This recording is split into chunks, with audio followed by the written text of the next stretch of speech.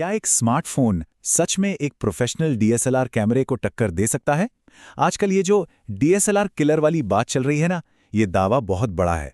तो चलिए आज इसी दावे की गहराई में उतरते हैं और देखते हैं कि इसमें कितना दम है। चलिए सबसे पहले इस तस्वीर को जरा गौर से देखते हैं। इसकी डिटेल्स, इसमें जो रंग है और जो डेप्थ है, उसे ध्यान से देखिए। सवाल एकदम सीधा है, क्या ये किसी महंगे बड़े डीएसएलआर कैमरे का कमाल लग रहा है? और जवाब वो शायद थोड़ा चौंकाने वाला है। ये तस्वीर किसी भारी भरकम कैमरे से नहीं, बल्कि एक स्मार्टफोन से खींची गई है।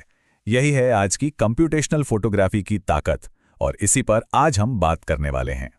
तो बात सीधी है, आज हमारे टेस्ट पर है Vivo X100 Pro। Zeiss camera system की वजह से इसकी बहुत चर्चा है। लोग कह रहे हैं कि ये डीएसएलआर का मुकाबला कर सकता है।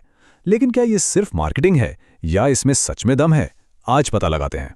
तो सबसे पहले बात करते हैं पोर्ट्रेट परफॉर्मेंस की। देखते हैं कि Zeiss के साथ मिलकर ये क्या कमाल दिखाता है। देखिए, एक अच्छा पोर्ट्रेट सिर्फ एक साफ चेहरे से कहीं ज्यादा होता है। सबसे पहले कलर साइंस, यानी स्किन टोन कितनी नेचुरल लग रही है। फिर आता है सब्जेक्ट सेपरेशन, मतलब हमारा सब्जेक्ट बैकग्राउंड से कितनी सफाई से अलग दिख रहा है, किनारे कितने शार्प हैं, और हाँ, बोके क्वालिटी, यानी बैकग्राउंड ब्लर क्या वो असली लेंस जैसा लग रहा है या बनावटी। और आखिर में डिटेल्स, क्या बालों की लटें और कपड़ों का टेक्सचर साफ साफ दिख रहा है। और इन सारे पैमानों पर जब इसे परखा गया तो नतीजा बिल्कुल साफ था। ये सिर्फ एक अच्छी फोटो नहीं है, ये एक प्रोफेशनल लेवल का शॉट है। डिटेल्स, रंग और ओवरऑल बैलेंस सब कुछ कमाल का है। पोर्ट्रेट तो ठीक है, लेकिन असली चैलेंज तो अब है जूम और नाइट मोड। किसी भी कैमरे की असली परीक्षा यहीं होती है। ये दो ऐसी जगह हैं जहां ज्यादातर स्मार्टफोन फेल हो जाते हैं। टेलीफोटो जूम की बात करें तो दूर के शॉट्स लेने पर भी डिटेल्स खराब नहीं होती, फोटो फटती नहीं है।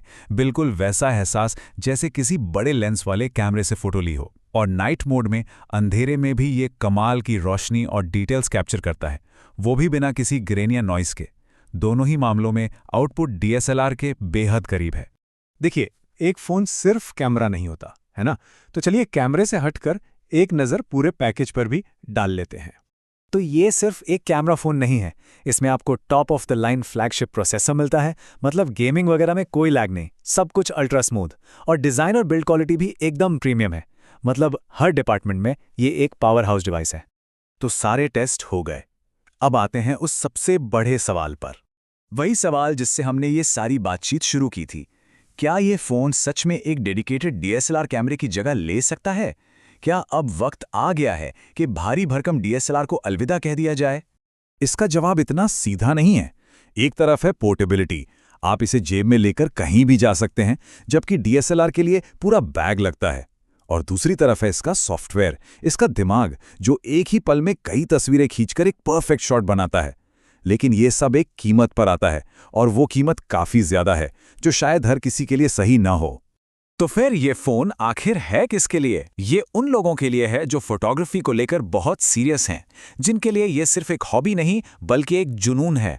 ये कंटेंट क्रिएटर्स के लिए है जो चलते फिरते हाई क्वालिटी कंटेंट बनाना चाहते हैं। और हाँ, उन पावर यूजर्स और गेमर्स के लिए भी जो परफॉर्मेंस पर कोई समझौता नहीं करते।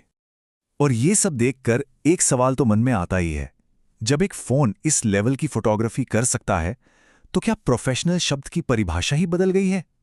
शायद असली क्रांति कैमरे में नहीं, बल्कि हमारी सोच में हो रही है कि एक प्रोफेशनल शॉट आखिर होता क्या है।